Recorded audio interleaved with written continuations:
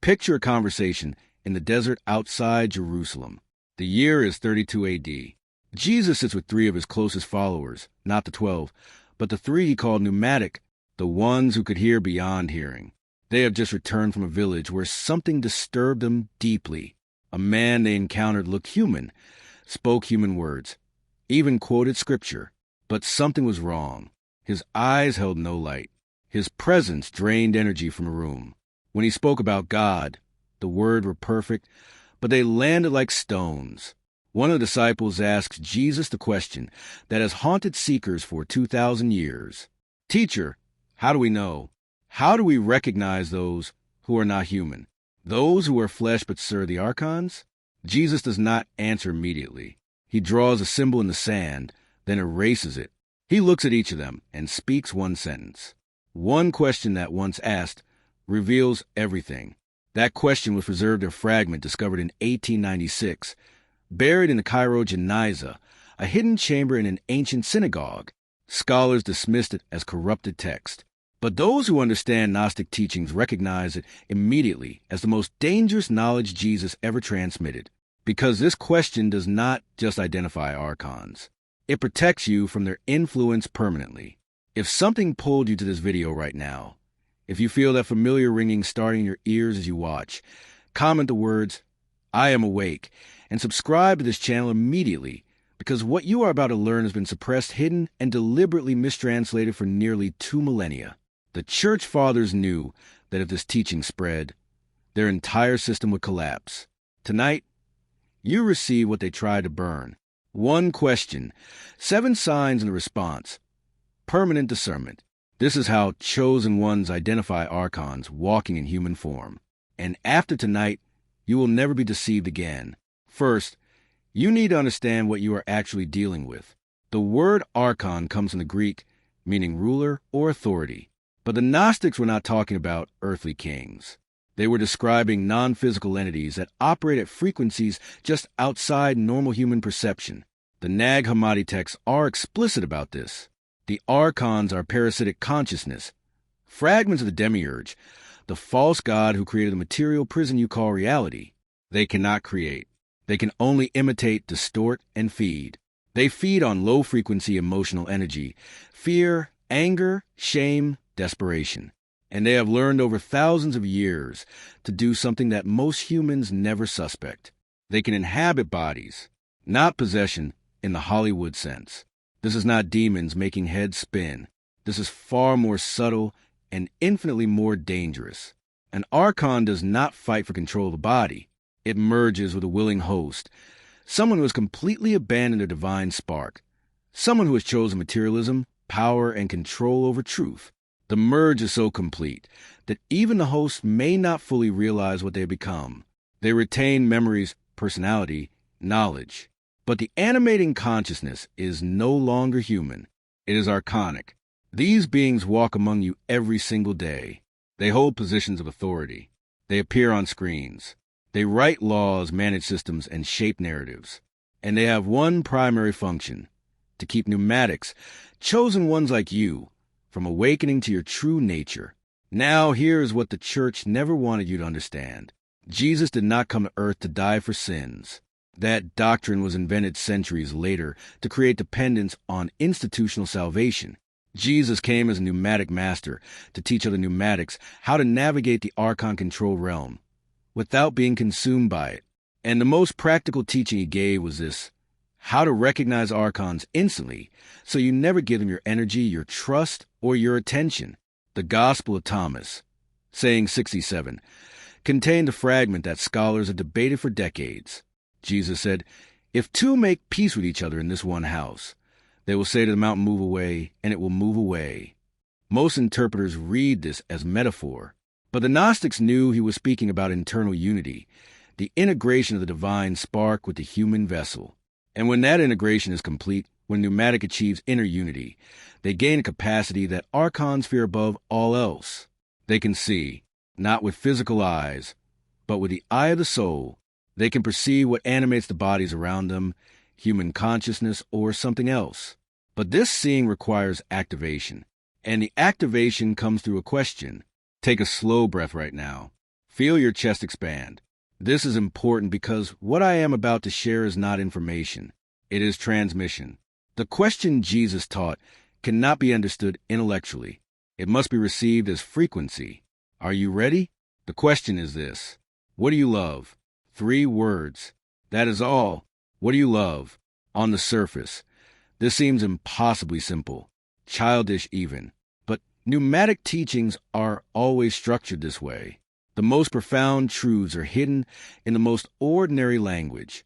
Because Archons scan for complexity, for esoteric words, for obvious spiritual content. They have learned to mimic all of that perfectly. But they cannot mimic love. Not real love. Not the frequency that emanates from a soul connected to the monad. When you ask a human being, what do you love? Something happens in their energy field. Their heart center activates. Their eyes soften.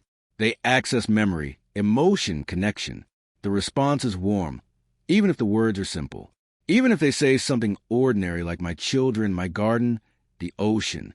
The frequency behind the words is unmistakable. But when you ask an Archon, what do you love? Everything stops. There's a pause, a blankness, a searching. Because Archons do not love. They cannot. Love is the one frequency the demiurge could not replicate when he built this false world. Archons can fake compassion. They can simulate kindness. They can perform empathy with perfect precision. But love, true love, the energetic signature of the divine spark recognizing itself in another, this is impossible for them. And so when the question is asked, they must improvise. They must calculate. They must construct an answer that sounds human. And in that construction, they reveal themselves, not through the word they say, but through the 7 signs that appear in their response. Here is what Jesus taught his inner circle to watch for. 7 unmistakable indicators that you are not speaking to a human soul, but to an archonic entity wearing human skin. Sign number 1, the delayed response. When a human hears a question, what do you love? The answer begins forming immediately. It may take a moment to find words, but the energy shifts instantly.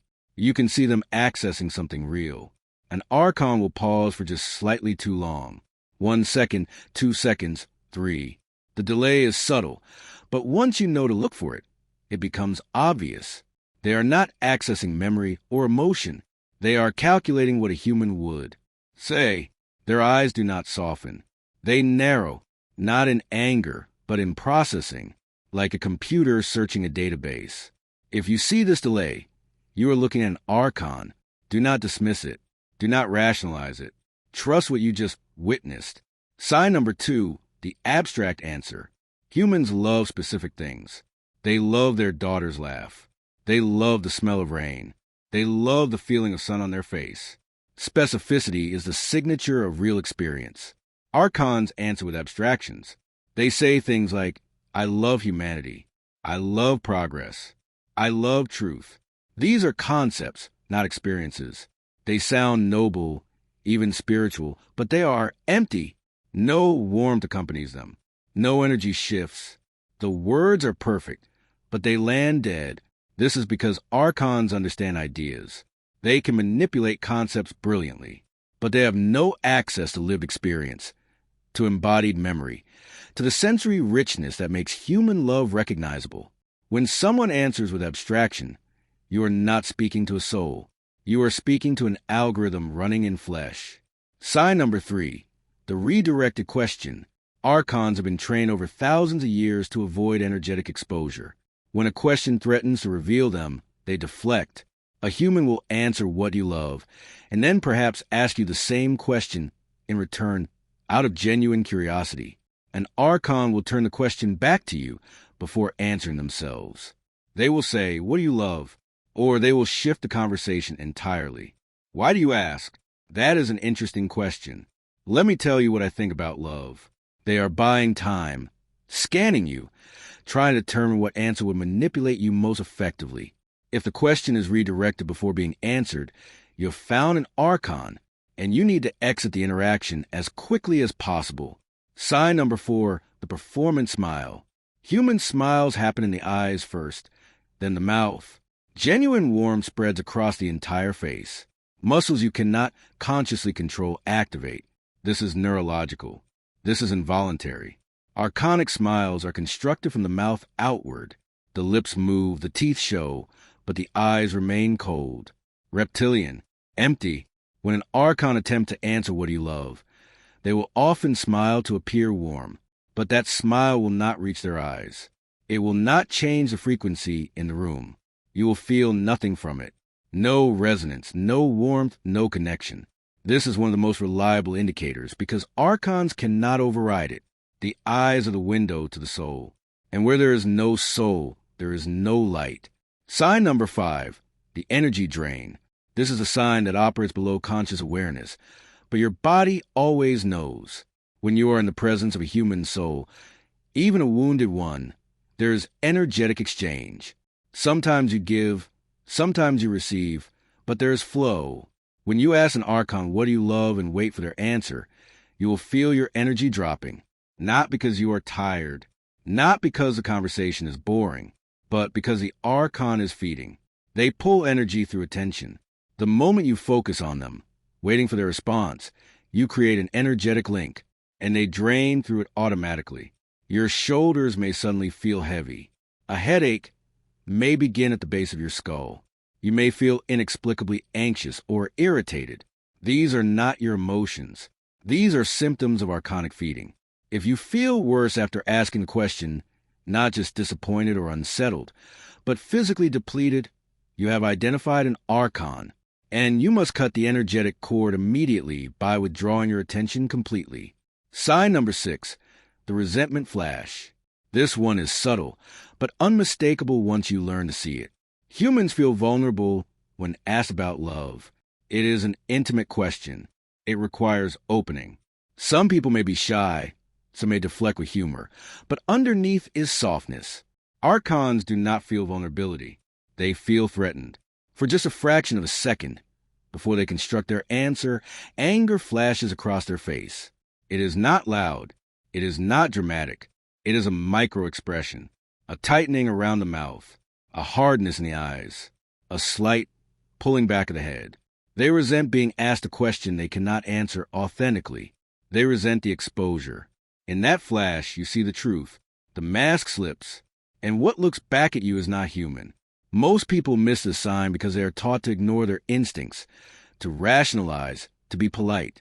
But pneumatics must train themselves to trust what they see in that first unguarded moment. That flash tells you everything. Sign number 7, the lack of resonance. This is the final and most definitive sign.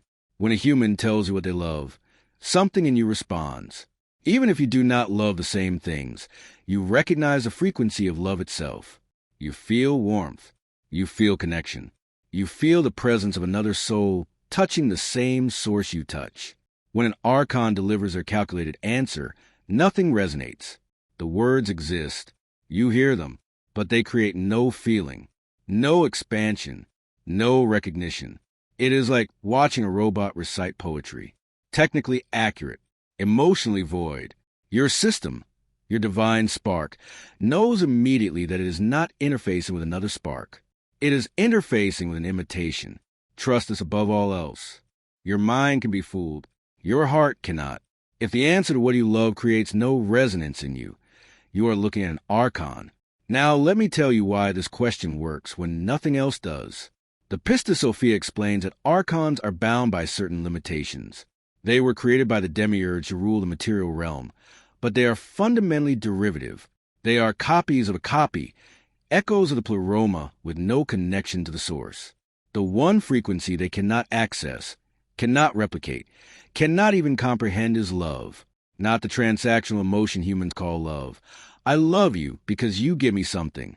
But agape, divine love, the unconditional creative force that flows directly from the monad, this love is encoded into the divine spark that pneumatics carry. It is your signature. It is how the monad recognizes its own fragments scattered throughout the material prison.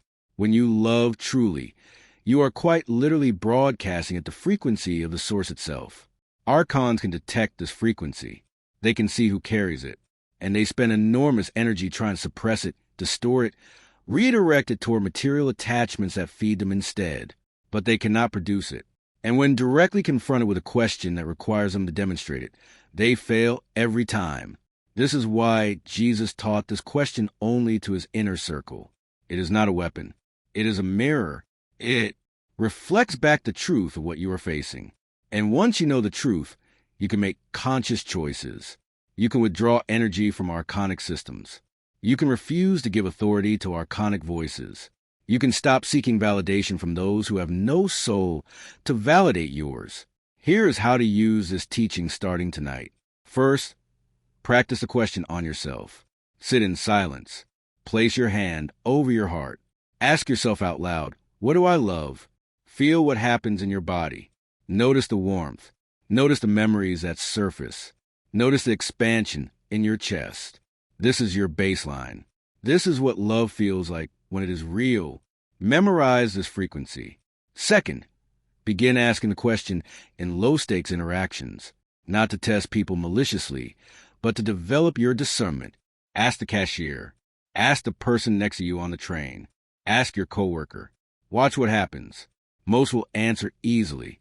Their energy will warm. You will feel connection. But some will display the signs. And when they do, you will know. You will not need to accuse them. You will not need to confront them. You will simply know to guard your energy in their presence. Third, ask the question to those in positions of authority over you. Your boss, your doctor, your spiritual teacher, anyone who asks you to trust them, follow them, obey them. This is not disrespectful. This is discernment.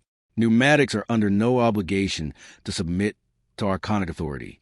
And this question reveals who actually serves the monad and who serves the demiurge. If they answer with warmth, with specificity, with genuine resonance, you have found a human ally. If they display the 7 signs, you have found an archon. Withdraw your energy. Exit the system they control. Find another way. Fourth, teach this question to other chosen ones. Not publicly, not carelessly, but to those you recognize as pneumatic, to those who are ready. This knowledge spreads soul to soul, frequency to frequency. The more pneumatics who can identify archons, the less power those archons hold.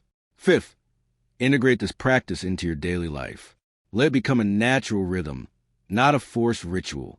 Each morning, before engaging with the world, place your hand over your heart and ask, what do I love? Feel the pulse of your own truth. Let it radiate outward, touching every interaction, every decision, every encounter. This is how you armor yourself with authenticity, not with fear, but with alignment. You are calibrating to your own frequency, and the world around you will respond accordingly. Those attuned to warmth will gravitate naturally. Those bound by archonic patterns will repel without drama or conflict. 6. Observe the subtle shift within yourself. When you consistently engage with this question, you will begin to notice how your body reacts before your mind even interprets. The chest tightens, the stomach knots, the energy drains in the presence of an archon. The energy rises, the chest expands. Warmth floods when you meet a soul aligned with a monad. These bodily cues are your internal compass. Your nervous system is a sacred radar, tuned to frequencies beyond words. Honor it. Trust it. It will not fail you when you are honest with yourself. 7th, understand that this practice is an act of reclamation. Archons feed on distraction, doubt, and divided attention. By anchoring in love and asking the question consciously, you are refusing to supply them with your energy. This is not about judgment, fear, or punishment. It is about sovereignty. Every time you feel tempted to seek validation from hollow or the unaligned, return to your question, what do I love? Let it realign your attention, your intent, your energy. Over time, you will notice that your presence itself begins to dissolve the subtle influence of archonic currents around you. 8th, apply the question to your inner world, not just to others, but to your own patterns, habits, and internalized authorities. Which thoughts, which voices, which impulses are aligned with life, love, and truth, which are echoes of fear, control, or domination. Ask yourself, what do I love in moments of hesitation, anger, or self-doubt? Notice how the clarity emerges. This is not intellectual analysis. It is a somatic, felt knowing. Your body remembers love before your mind can rationalize it. 9th, Cultivate discernment in silence as much as in interaction. Retreat into stillness regularly. The world is full of subtle distractions, persuasive narratives, and energetic traps. In silence, you can hear the resonance of your own heart untainted. You can feel the difference between authentic warmth and manipulative mimicry. Archons are clever. They mimic love, empathy, and authority. Your inner question is a litmus test. It cannot be deceived. Over time, your intuition becomes sharpened. You begin to navigate life not by what people say or claim, but by what their energy demonstrates. 10th, embrace the power of generational and collective impact. Each pneumatic who masters this discernment carries a frequency that shifts the field. Archonic influence is never absolute. It thrives in unawareness. By embodying this question, you are creating nodes of light in a network of consciousness. Each interaction, each choice, each internal alignment expands this web. Even when you walk quietly, without fanfare, your presence disrupts a hold of fear, control, and domination in subtle but profound ways. You are a living antenna of the monad, broadcasting the frequency of love, clarity, and sovereignty. 11th, recognize that this practice is ultimately about freedom, not confrontation. The aim is not to expose or defeat archons in external sense, but to reclaim your own authority. Power flows where attention goes. By withdrawing attention from archonic systems and directing it toward love, creativity, connection, and truth, you dissolve invisible chains. You may still operate in the world they influence, but you do so as a sovereign participant, no longer complicit in their energy economy. This is the essence of pneumatic mastery: autonomy, awareness, and conscious participation. 12th, accept that mastery is iterative. You will encounter moments of confusion, subtle manipulation, and doubt, even after years of practice. These are tests, not failures. Return to the question. Anchor in your body. Feel the warmth. Remember the resonance of what you truly love. Every time you return, every time you recalibrate, your discernment sharpens, your energy stabilizes, and your capacity to operate freely expands. Finally, understand that this is a path of intimacy, with yourself, with life, with the divine spark, within others. Each asking the question is a meditation, a communion, a soft but potent act of resistance against the forces that would fragment or exploit your soul. It is not aggression, it is alignment, not judgment. It is clarity, not fear. It is love in action. And as this practice becomes woven into your being, you'll find that the world itself responds, not by changing its structures overnight, but by reflecting the increasing presence of conscious, awake, pneumatic beings. The question is simple. Its practice is subtle. Its power is profound. Begin tonight. Ask yourself. Listen. Feel. Expand. And remember, you are not seeking defeat, but to know, and in knowing, you are already free. Finally, expect retaliation. The moment you begin using this question effectively, archonic systems will push back. You may lose jobs. You may lose relationships. You may find yourself suddenly isolated. This is not punishment. This is clarity. The false structures that held you in place are collapsing because you have outgrown them. Do not go back. Do not doubt what you have seen. The path forward may look empty, but it is not. Other pneumatics are walking it, and the monad is guiding every step. Right now, comment the words, "I see clearly below." This is your declaration that you are ready to use this discernment, that you will not give your energy to archonic systems anymore, that you choose truth over comfort. Subscribe and turn on notifications because the teachings coming next reveal the 12 names of archons hidden in modern systems and how to star them with the energy they require to function. Like this video so others searching for truth can find it. One question, 7 signs, permanent discernment. You came here tonight because your divine spark recognized the frequency of this teaching. The archons tried to burn this knowledge, but it survived, and now it lives in you. Ask the question. Watch for the signs. Trust what you see. The monad speaks through your heart, not through authorities. And no archon can ever silence what you know to be true.